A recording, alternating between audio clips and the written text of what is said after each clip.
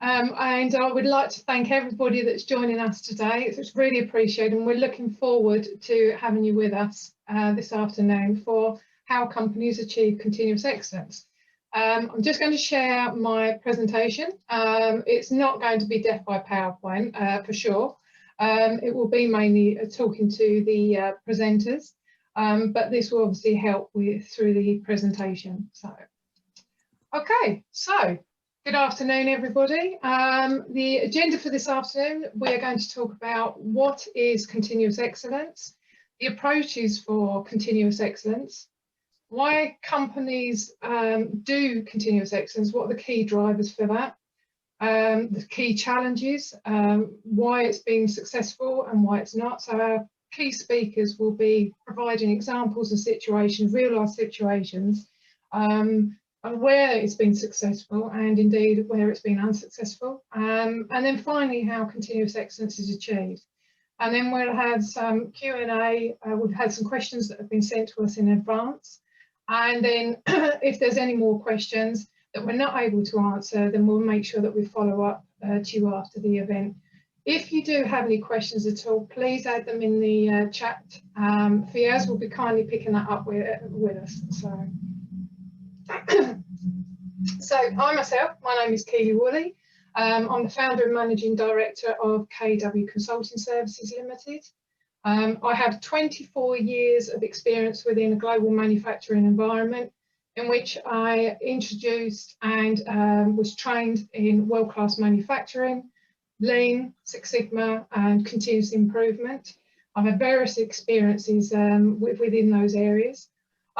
We've also got joining us today Graham Cook, Peter Abrahamson and Gwyn Thomas, all of which will introduce themselves when we do the case study events.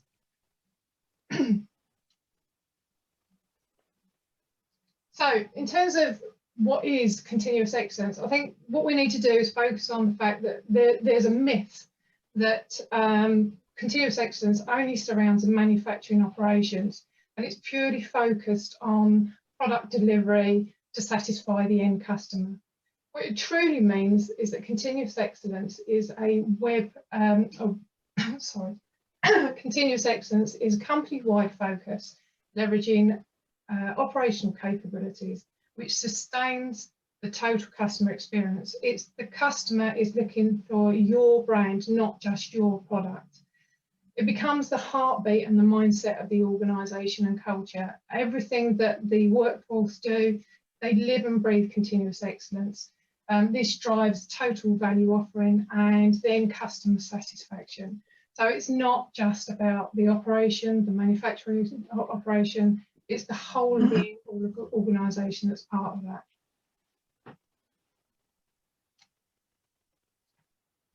There are many approaches for continuous excellence. That can be continuous improvement, Six Sigma, lean manufacturing, world-class manufacturing, Kaizen, and continuous improvement.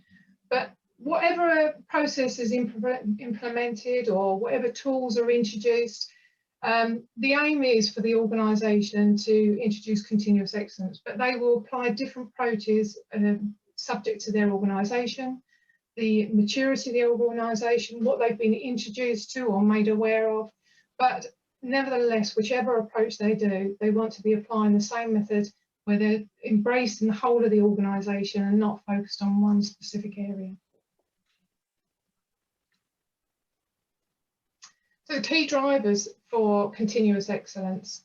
There's multiple reasons for that. Mostly they want to make sure that customer satisfaction is achieved. And that's making sure that there's quality improvements, and that's reducing the defects within the process and the operation, reducing waste, subsequently identifying poor processes to increase efficiency, making sure that they're creating value and reducing costs. And the knock-on effect means that it drives down costs, which increase profit, it enables innovation, and it also means that they can be more competitive in their pricing. Additionally, that also means that through increased profit and cash flow, that will always enable them to do further acquisition and investment. Furthermore, you also have reasons where fundamentally, without any change, the organisation will not survive. And they need to make a distinct change in the way that they approach things.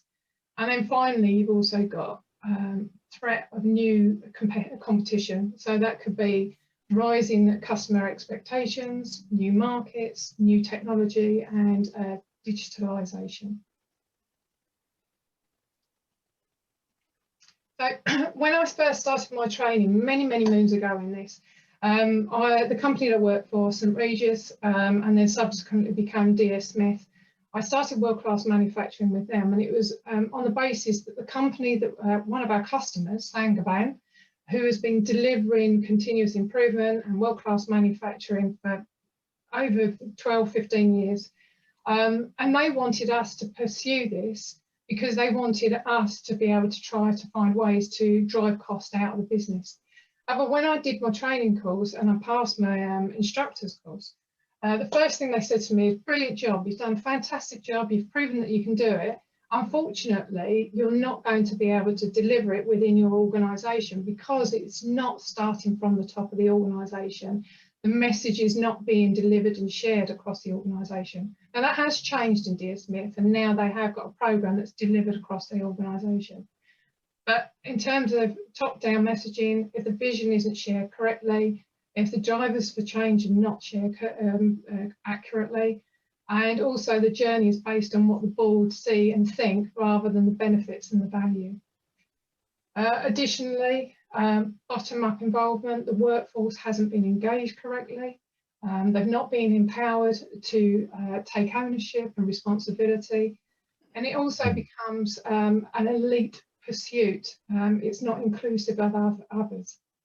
And there's also the sort of exhaustion from the initial hype. So as we all know, everybody gets all of the energy and all the enthusiasm to do things, and then it sort of wanes off, and then people start losing the momentum.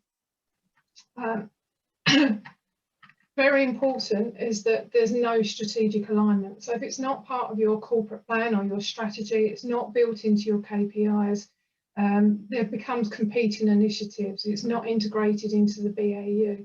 So individuals start seeing it as additional work rather than part of their everyday life. You also have the situation where it becomes either a manufacturing or individual pursuit.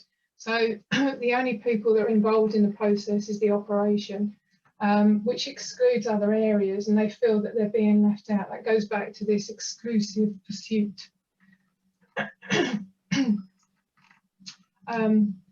The other issues, it just gets run by a continuous improvement department, and when it's run by the continuous improvement department, it means that no one else is being engaged in the process or involved, or it feels like they're being included. Additionally, organisations sometimes find it hard to illustrate the savings that will come from that change, and they struggle to achieve any investment in the project, and without actually having any investment, then it makes it difficult to make some of the changes.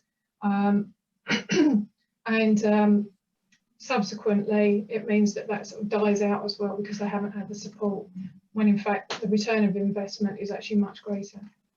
Then typically, the fixed culture and mindsets, you always get those that have been resistant to change, there's no incentive to change. They fail to recognise there's process issues within their area and don't see the opportunities for change. And you've also got the seen it all before mentality, and they drift back to old ways, and they lose sight and energy of what they're trying to do. And then finally, you've got the limited training and knowledge. So there's poor understanding of what CE is. There isn't training delivered through the organisation, and that's from CE suite, so the senior levels of the business, right through to shop floor. And then it's also killed by too much technical jargon and theoretical knowledge, and you're also relying on external lean experts.